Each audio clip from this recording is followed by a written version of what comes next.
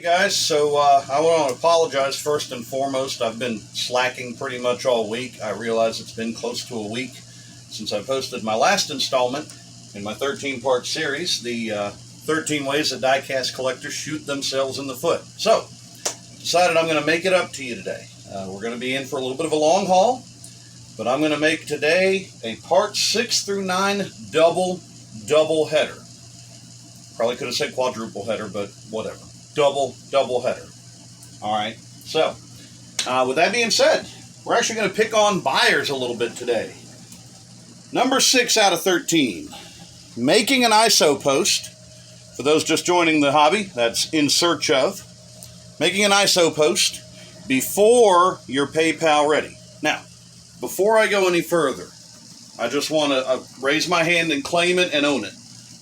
Especially early on, I was probably guilty of this at least a handful of times myself. And it's easy to understand why. It's easy for your enthusiasm for the hobby to get ahead of your sound thinking. You know, you get yourself fired up about wanting a certain die cast or something like that, and you forget to take into account that it's not payday yet. Or, you know, you're just thinking about something that you want to get and you want to locate one, but you haven't thought it all the way through. I've been guilty of that. There's been at least a time or two where I threw something out more or less along these lines, not really thinking that anybody was going to come back with anything, and sure enough, like somebody calls my bluff on it, so I'm like, well, really wasn't ready to spend the money right now, but okay, I got to own it. So, you know, that's one thing you can kind of create for yourself when you do that. But my translation, most of the time when I see that happen, basically means not only am I a tire kicker, and those of us know what a tire kicker is, but I want you to bring me the tires to kick. Even if that's not your intention, that's the impression that you make when you do that. And so that's why I would just say to avoid doing that.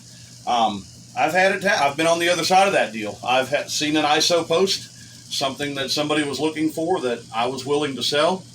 I reach out, show them what I got, quote the price, and they come back and be like, okay, cool, let me put the money together, or, you know, let me get back to you when I get paid. But like, why did you put the ISO post up? You're not ready to make it happen. So, you know, don't let your enthusiasm get the best of you on this one in summary. You know, do a little bit of research, save your nickels like we all got to do, have an idea of how much something is going to go for, and, you know, when that's all put together, then make your ISO post and be ready to make it happen. Just makes it a whole lot easier for all of us. So on that note, that's actually going to be a good way to segue into our next part.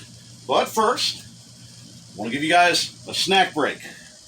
Take this opportunity. Pause the video. Go get yourself a snack. I'll see you when you come back.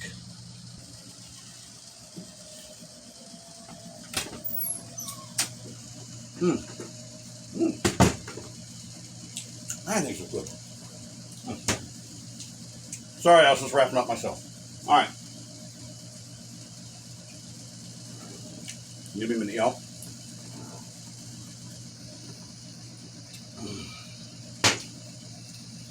You don't get this way by cutting short a snack break. I'm sorry. All right. So without any further ado, coming off of my last point, number 7 out of 13. Making an ISO post with a stated spending limit, or at a reasonable price, or saying I don't want to break the bank, or I don't want to pay too much. You know, there's a lot of different ways that can be worded. Okay?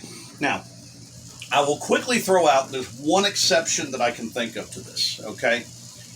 If you got an extra $50 or an extra $100 and you just don't have anything in particular in mind that you're wanting to nail down with that, you know, I could see saying, you know, hey, I've got an extra $100 to spend. What do you got? I could halfway deal with that. Okay?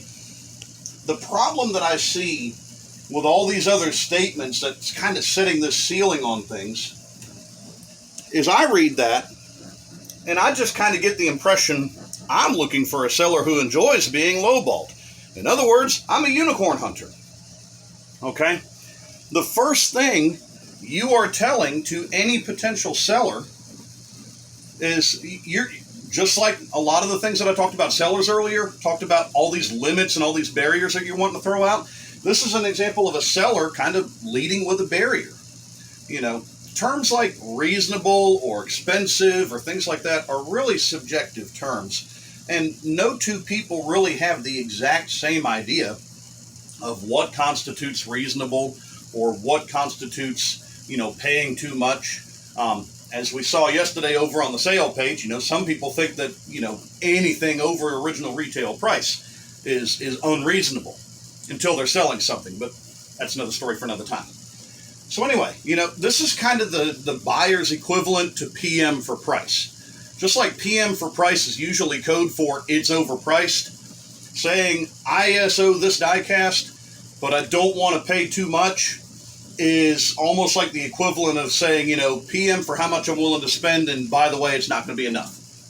So, like I said earlier, do a little research, get an idea of what the item you're after is selling for, and make sure you have that money on hand. That way, instead of saying any of these things here, you know, like about a spending limit or anything like that, instead of saying all that, you can say, ISO this item and I'm PayPal ready. That's just the best practice, and I definitely recommend that you guys all do that for sure.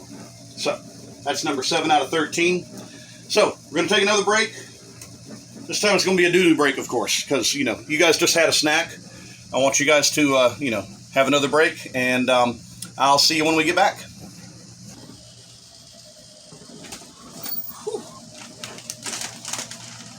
Sorry, I didn't mean to bring those in here. All right. Doo-doo break is over. We are ready to continue. Number 8 out of 13. Another one, I'm going to pick on the buyers a little bit. Stating in a public comment thread, hey, if that's still available when I get paid, I'm going to come back and get it. Seems like a really nice idea. Maybe on the surface it seems encouraging to the seller. But at the end of the day, what are you really saying when you do that? You're basically saying, I'd like to inform anyone else who might be interested in this item exactly how much time there is left on the clock. Chances are you're not the only guy wanting that diecast. And assuming you're not the only guy wanting that diecast, anybody else out there who's looking at the same sale post that might be interested, you just put them on notice. You just telegraphed your move. And so, you know, at the end of the day, sometimes there's a little bit of competition involved in getting the things that we want. Generally, it's mostly a friendly competition, but it's still a competition. So there's no need in tipping your hand. I mean, if you really feel the need to offer this information to the seller, shoot them a private message, something like that. You don't want to tip off and give away what you're intending to do, particularly if it's anything remotely close to a hard-to-find item. Otherwise, you could just plan on spending your money on payday on something completely different, because I promise you, by the time you get there, that item is going to be gone. And it's going to be nobody to blame but you for making that happen. So, that's, what are we on, number 8 out of 13? I'll tell you what, these double headers are exhausting. It's hard for me to keep track of the number. So, with that being said, you know, I'm old, I tire easily. We just had a snack break and a doo-doo break, so let's go ahead and take a nap time break, and I'll see you when we get back.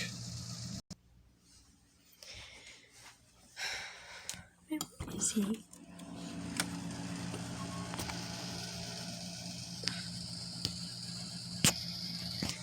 Dad! Hey! Wake up! It's time to do the last. I already went in the dunking booth. Huh? It's time to do the next, you know, shooting the foot thingy. Oh yeah, that. Crap. Okay. Sorry, guys. Give me a minute.